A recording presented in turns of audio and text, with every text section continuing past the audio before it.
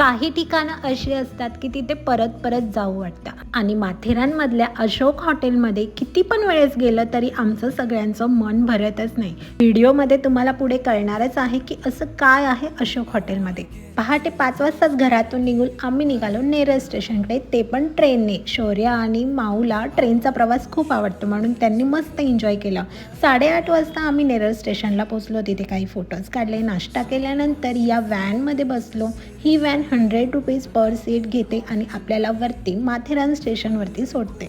अजून माथेरान स्टेशन आलं नाही बरं का. हे आहे मेन एंट्रन्स आणि इथे 1 तासभर आम्ही थांबल्यानंतर ई रिक्षाने पोहोचलो माथेरानच्या ॲक्च्युअल स्टेशनला. मेन एंट्रन्सपासून माथेरान स्टेशनपर्यंत जाण्यासाठी ई रिक्षा, घोडे आणि चालत पण जाऊ शकता, पण आम्हाला ई रिक्षा बेस्ट वाटलं 1 तासभर थांबून, कारण आमच्याकडे खूप लगेज होतं आणि लहान बाळं होती. आम्ही फ्रायडेला गेल्यामुळे माथेरानमध्ये इतकी काही गर्दी नव्हती, सगळं काही निवांत होतं आणि वातावरण एकदम छान होतं.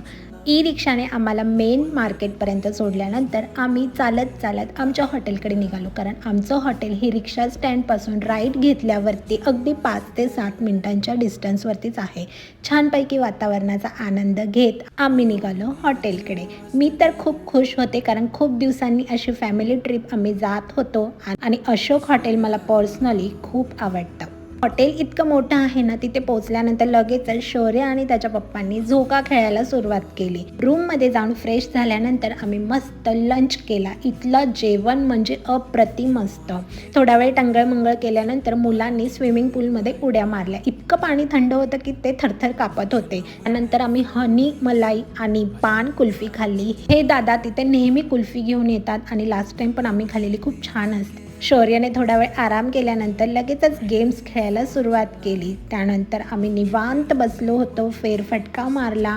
प्रॉपर्टी इतकी मोठी आहे की तुम्हाला तिथल्या तिथेच फिरण्यामध्ये पूर्ण दिवस निघून जाईल. खेळून खेळून इतके दमलो होतो, तरी पण हे दोघं जण रील शूट करण्यासाठी माझ्याकडून डान्स प्रॅक्टिस करून घेत होते. मला काही केलं ते काही जमतच नव्हतं. एवढं दमलो होतो की आम्ही 7:30 वाजता डिनरची वाट बघत होतो. 8:30 वाजता डिनर लागणार होता, तोपर्यंत चेस खेळत बसलो. रात्री झाडांना अशी छान लाइटिंग लावल्यामुळे इतका छान ॲम्बियन्स तयार झाला होता आणि मस्त रोमॅन्टिक गाणी चालू होती. थोडेफार नाचलो आणि नंतर जेवण झाल्यानंतर आम्ही उनो खेळलो.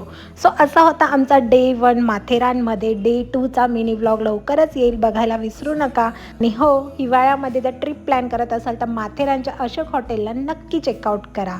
थँक्यू.